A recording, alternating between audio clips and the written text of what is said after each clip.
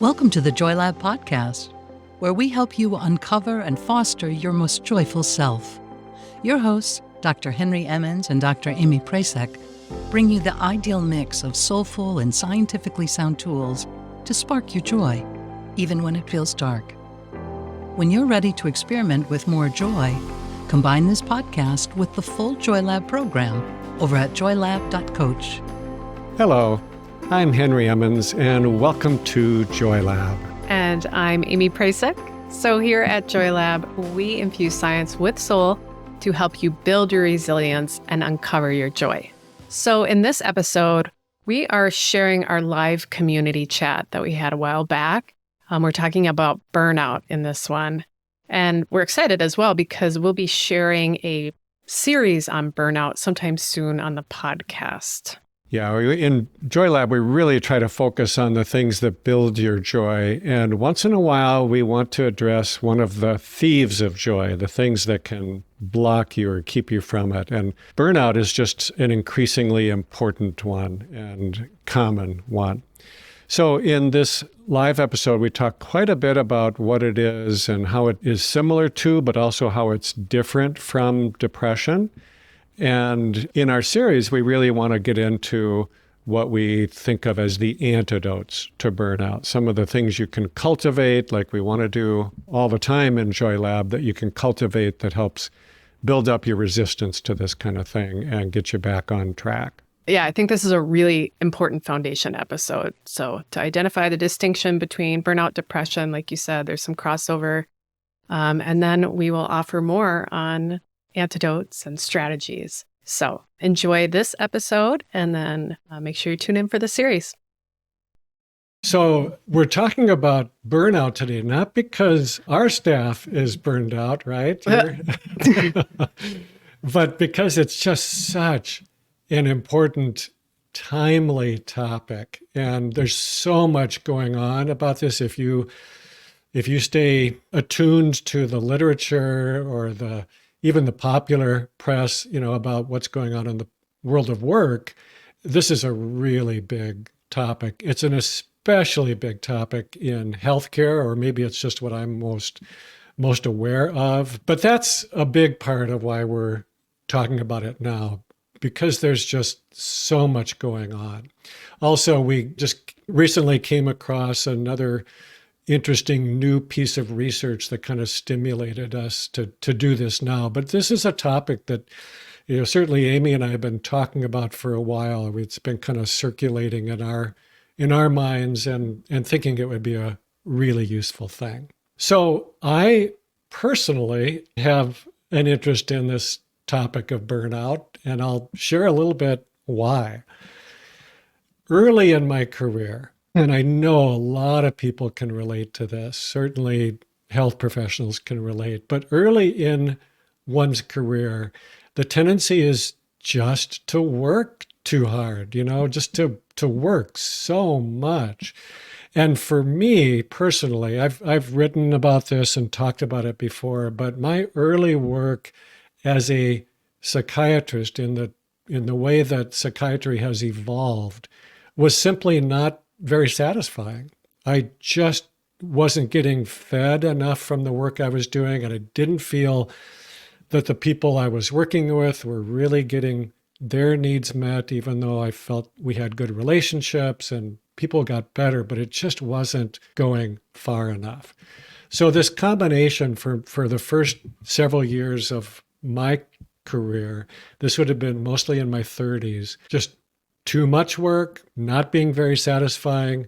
And then I also had young kids, and a lot of people can relate to that. And it also is not a source of burnout, but it's just an awful lot of work and time and effort. So that combination of things had me just right on the edge of a very early burnout, or you might say an early midlife crisis.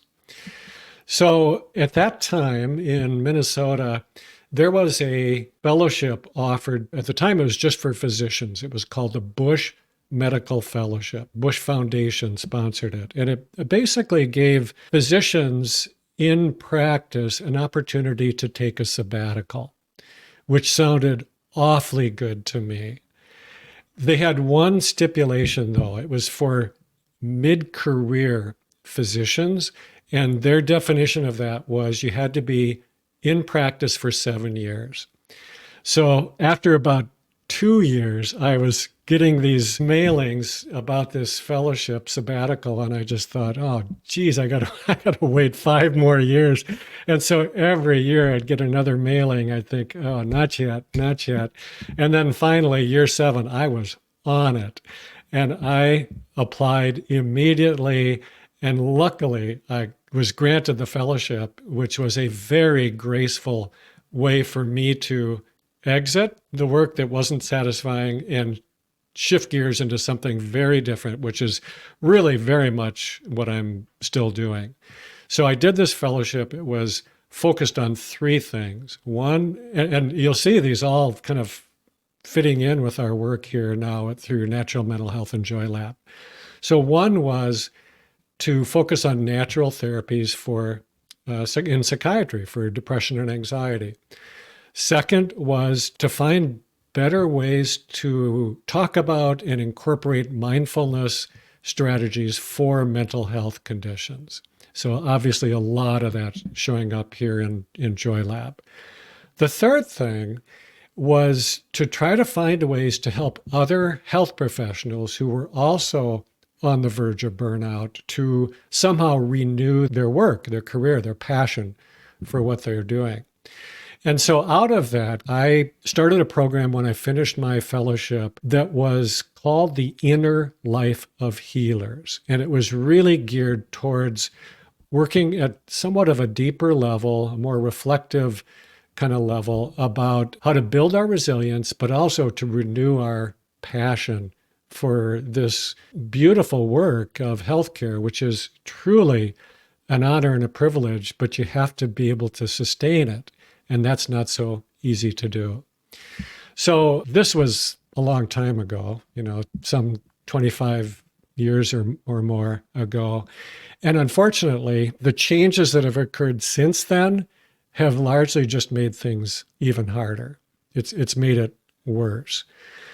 There is a real effort amongst healthcare institutions and organizations to try to address this problem because there's a looming crisis, I think, in terms of people dropping out of the field. And so Mayo Clinic is one of the places that's been kind of at the forefront of this. And they did a survey in 2015. That date is important. 2015, before the pandemic. And that survey showed that 54% of physicians were showing signs of burnout. 54%, over half. And obviously that number hasn't gone away or gotten better since the pandemic and the lockdown and everything. It has only made things worse, harder on health professionals. So this is obviously not an issue that's limited to physicians either. So I just want to share one other little piece of research here. There was a survey done by the Gallup organization called Gallup Daily that was looking at employee engagement, not healthcare, just employees all over. And in the US, they found that only about 32% of people say that they are engaged by their work. Worldwide, the numbers are even worse. It's only about 13% who feel engaged. And what they mean by that, the definition is to be involved, enthusiastic, and committed to their work and workplace. That's what it means to be engaged. So what does burnout look like? The Mayo Clinic, for their survey, this is how they describe burnout: a lack of interest, chronic fatigue, unprofessional behaviors with patients, such as a lack of empathy, anger, impatience, or irritation. I've seen those things in a clinic from time to time.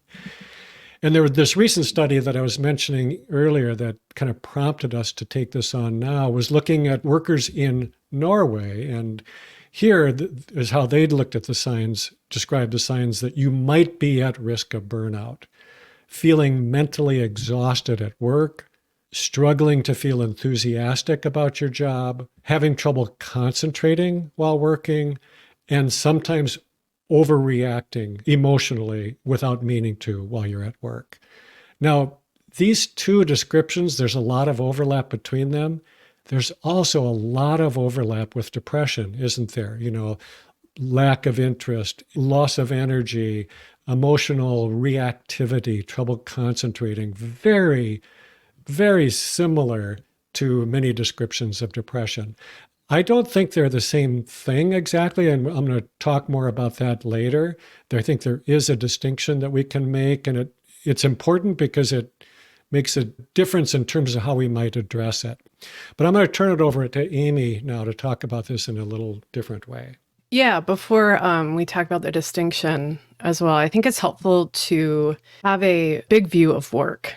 And so I want to sort of highlight there that burnout can show up in areas that might not so immediately be categorized as a 9 to 5. So work can include parenting. Henry, you noted that early on, caring for an aging parent or spouse or friend or partner, volunteering. So there's many ways that labor can show up, and then adding any of these or many of these to perhaps like a usual work situation, you can see how burnout can surge pretty quickly. Even this morning, I was having a conversation while waiting for our daughter's bus with a friend, and we were talking about how we're caring for our parents. I'm caring for my mom, who's in memory care, and then, our 5-year-old daughter. That's the sandwich generation that's often discussed. And this is more common than ever. It's estimated that 25% of the US population is sort of stuck in that sandwich. And particularly if your division of labor in the home is fully on you or it's lopsided, you're getting that brunt of work as well. These things can really add up. So I think it's good to think pretty large about what labor looks like, and then consider those variables as possible contributors to burnout. So also to note, parenting is work, caretaking is work. You can love it, and it can still burn you out. So just to help kind of put us in the ballpark of what we're really faced with here and what we can do about it, I want to kind of expand this to talk about the impact on mood and the kind of the relationship between burnout and depression. So I think that the very term burnout is kind of descriptive of having been too close to the fire, let's say, the fire of stress for too long. And so that you've been kind of singed by the flame, and then the energy or the emotion that keeps you really engaged and alive at work, it gets diminished. And of course, that can also be a description for depression. So I want to try to frame this in the way that I view depression as being kind of in different categories, if you will. Right now, I'm not talking so much about symptom categories, but more just about what's the nature of the depression, what causes it, what's underneath it. So in my view, if you were looking at 100 people who were given the diagnostic label of depression, clinical depression, let's say they go to their primary care clinic or maybe even a therapist, and whoever they're seeing has to submit something to insurance. So they have to have an official diagnosis in order for it to be covered. Let's say that the term is loosely depression, even though there's some different signifiers, different categories. My own belief is that of those 100 people, there's only about 20 of them, about 20%, that I think actually have clinical depression, as I define it. The rest of them have something that's called an adjustment disorder or an adjustment reaction. And that really means simply that it's because of the stresses that they're facing that they're struggling so much. So this is what happens, I think, with burnout. Not that we have to label it as depression, but I think that there are so many things where the stress has been present for so long that a person gets depleted. Their tank of resilience, their resilient skills become depleted. And what happens energetically then is often you go from the way I was in my early 30s in work, where you're kind of frantic and anxious and feeling this overactivity in your body and your mind. That can go on for a long time. I'm testament to that. You can do that for a long time, but you don't want to do it so long that you lose the ability to create that kind of stress or intensity, because then you're in more trouble. That's when you get to that point of your whole system burning out, if you will, becoming depleted, which can literally be true, I think, for the adrenal system, the stress system. When you can no longer become stressed and hyper-focused and into fight or flight, even if you should be, that's a bigger problem. So we want to get at this early. We want to kind of come at it proactively and preventively. So the way I think of what I'll call true depression or clinical depression is oftentimes it's genetic, oftentimes it occurs for no apparent reason, and it can kind of take on a life of its own. It can come at times when you don't see anything that really triggered it. That is more of a biological thing. Now, the distinction isn't the only important thing, because you might treat it very similarly, whether it's that genetic thing or whether it's more of a stress-related temporary thing. You might treat it with medications, you might treat it with therapy, with natural therapies. The big difference is that with anything that's stress-related, you also need to address the root cause. You need to address the source of the stress or how you're engaging it, or do something to change that dynamic, because if you don't, you'll feel better for a while, but it will just keep coming back. And this is super important when it comes to work-related stress. We have to find ways to work around it. If we have to work for a living and our work is making us sick, we've got to find a way to do it differently, find something different, or take care of ourselves in a much, kind of deeper, more fundamental way, or we simply can't sustain it. One of those ways is to do our inner work. And so we're going to do that next episode with kind of practice that can kind of change the story here and get us back to really feeling and functioning the way that we want to and need to. Thank you for listening to the Joy Lab podcast. If you enjoyed today's show, visit joylab.coach to learn more about the full Joy Lab program. Be sure to rate and review us wherever you listen to your favorite podcasts. Please remember that this content is for informational and educational purposes only. It is not intended to provide medical advice and is not a replacement for advice and treatment from a medical professional. Please consult your doctor or other qualified health professional before beginning any diet change, supplement, or lifestyle program. Please see our terms for more information.